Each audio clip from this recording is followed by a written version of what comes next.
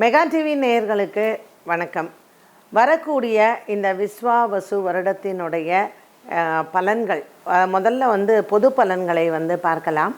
இந்த விஸ்வாவசு வருடத்தினுடைய பொது பலன் அப்படின்னு பார்க்கும் பொழுது, இந்த வருடத்தில் 3 பெயர்ச்சிகளுமே இருக்குது. திருக்கணித முறைப்படி வாக்கிய பஞ்சாங்கப்படி நமக்கு சனி பகவான் அடுத்த வருஷம் சொல்லியிருக்காங்க. அப்போ கூட அது விஸ்வாவசு வருடத்தில் தான் வரும்.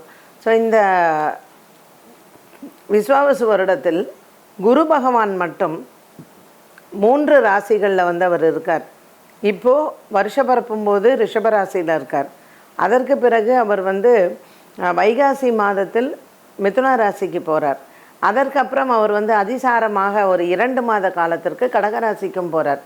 ஸோ ஒரு குரு பகவான் ஒரு வருடத்தில் 3 ராசியில் இருக்கும் பொழுது சில உலகத்தில் நிகழ்வுகள், அதாவது இப்போது திடீர்னு நம்ம பார்த்தோம், ஒரு பெரிய நிலநடுக்கம் வந்தது மயன்மாரில், எதிர்பார்க்கவே இல்லை. இந்த மாதிரியான சில இயற்கை சீற்றங்களினால் அழிவுகள் வருவது அப்படிங்கிறது இந்த குரு பகவானினுடைய 3 ராசிகளில் இருக்கும் பொழுது வரும். இந்த விஸ்வாவசு வருடம் பிறப்பு அப்படின்னு பார்க்குறச்சே சந்திரன் துலாம் ராசியில் சஞ்சாரம் செய்கிறார். சுவாதி நட்சத்திரத்தில் இந்த வருடம் பிறக்குது. லக்னம் பார்த்திங்கன்னா கும்ப லக்னத்தில் இந்த வருட பிறப்பு ஆரம்பிக்குது. ஸோ வருட பிறப்பின் போது இருக்கக்கூடிய கிரக சூழ்நிலைகளில் இந்த விஸ்வாவசு வருடத்தில் சூரியன் தான் ஒரு பிரதானமாக இருக்கார். சூரியன் மந்திரி ராஜாவாக இந்த சூரிய பகவான் அந்த அமைப்பில் இருக்கும் பொழுது நிறையா மக்களுக்கு என்ன மாதிரியான விஷயங்களில் எச்சரிக்கையோடு இருக்கணும் விஸ்வாவசு வருடத்தில் அப்படின்னா ஆரோக்கியம்தான். இந்த வருடத்தில் சுக்கிரன் நன்றாக இருப்பதனால் திருமணங்கள் அதிகமாக இருக்கும். குழந்தை பிறப்பு அதிகமாக இருக்கும். இந்த வருடத்தில் டைவர்ஸ் ரேட் நல்லா குறைஞ்சிடும். ஏன்னா போன வருடங்கள்லாம் நிறைய விவாகரத்துகள் அதிகமாக இருக்கும்னு சொன்னோம். இந்த விஸ்வாவசு வருடத்தில் விவாகரத்துடைய ரேட் கம்மியாக இருக்கும். பெண் குழந்தைகளினுடைய பிறப்பு அதிகமாக இருக்கும் இந்த விஸ்வாவசு வருடத்தில். ஆரோக்கியம் அப்படின்னு சொல்லும் பொழுது எந்த விஷயத்தில் கவனமாக இருக்கணும் அப்படின்னு பார்த்திங்கன்னா, நீரினால் புதிய நோய் வரக்கூடிய ஒன்று. அது மனிதனுக்கு காலும் அவனுடைய இரத்தத்தில் கலந்து நிறைய பேருக்கு கால் பிரச்சனை இந்த வருஷம் அதிகமாக இருக்கும்னு சொல்லப்படுகிறது. விஸ்வாவசு வருடத்தினுடைய பஞ்சாங்க பலனில் இரத்தத்தில் கலந்து அதனால் மனிதர்களினுடைய இறப்பு சகிதம் உலகத்தில் அதிகமாக இருக்கும். ஸோ இது எல்லாமே பொது பலன்களில் சொல்லியிருக்கிறாங்க. விலைவாசி அப்படின்னு பார்க்கும் பொழுது விலைவாசி ரொம்ப ஒரு ஜாஸ்தியும் இருக்காது, அதுக்காக ரொம்ப குறைவும் இல்லை.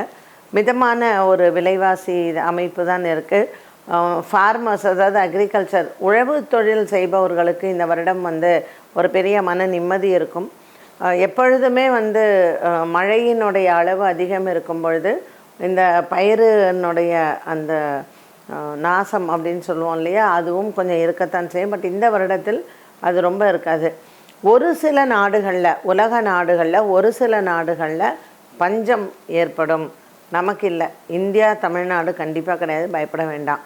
ஆனால் உலகத்தில் சில நாடுகளில் பஞ்சம் ஏற்பட்டு மக்கள் பட்டினியாக இருந்து அவதிப்படுவார்கள் அப்படின்னும் பஞ்சாங்க பலனில் சொல்லப்பட்டிருக்கிறது.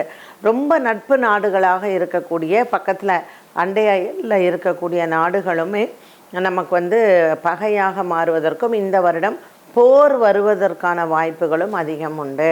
ஸோ மக்களுக்கு இந்த வருட பிறப்பு, இந்த விஸ்வாவசு வருடத்தில் சில நன்மைகள் நடந்தாலும் எச்சரிக்கையும், மக்களுக்கு ஒரு ஆன்மீகத்தில் அதிகமான ஒரு நம்பிக்கையும் அவசியம் தேவை. கோவில் கும்பாபிஷேகங்கள் நிறையா இருக்கும். மத்திய மாநில அரசுகளுக்கிடையே நிறைய போராட்டங்கள் இருக்கும். 2026 பார்த்திங்கன்னா நமக்கு அந்த ஜனவரி, பிப்ரவரி, மார்ச் ஆகிய மாதங்களில் மக்களுக்கு கொஞ்சம் அரசாங்கத்துடன் மன வருத்தங்களோ அல்லது அரசாங்க சம்மந்தப்பட்ட விஷயங்கள், அரசியல் சம்மந்தப்பட்ட விஷயங்களில் பல மாற்றங்கள் ஜனவரி, பிப்ரவரி, மார்ச்சில் வரலாம். அதாவது தை, மாசி, பங்குனியில். இந்த விஸ்வாவசு வருடத்தில் 12 ராசிக்காரர்களுக்கும் எப்படி இருக்குன்னு பார்க்கலாம்.